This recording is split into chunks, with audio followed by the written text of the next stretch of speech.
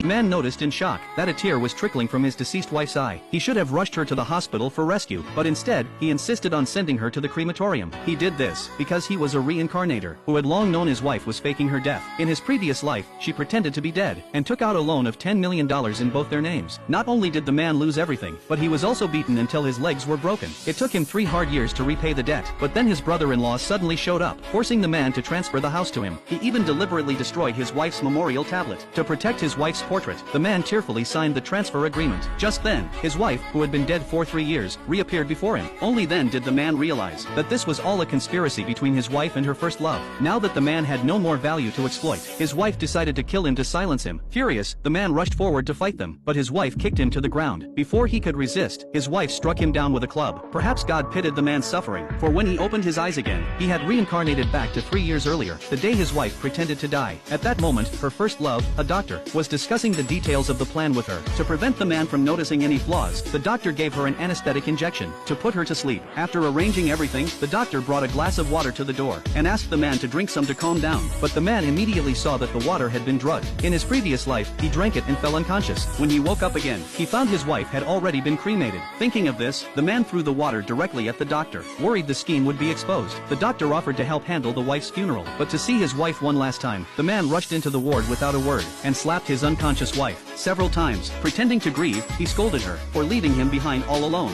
However, the woman, under the anesthetic, could only endure in silence. The doctor then handed over the death certificate, and the man finally stopped. With this death certificate, he could legitimately have his wife cremated. He immediately called the crematorium and told them to come pick up the body. Just as the man loaded his wife into the vehicle, his mother-in-law and brother-in-law arrived, having heard the news. As the man bid his final farewell at the crematorium and pushed his wife into the furnace, pressing the incineration button, his mother-in-law and 2 others suddenly burst in.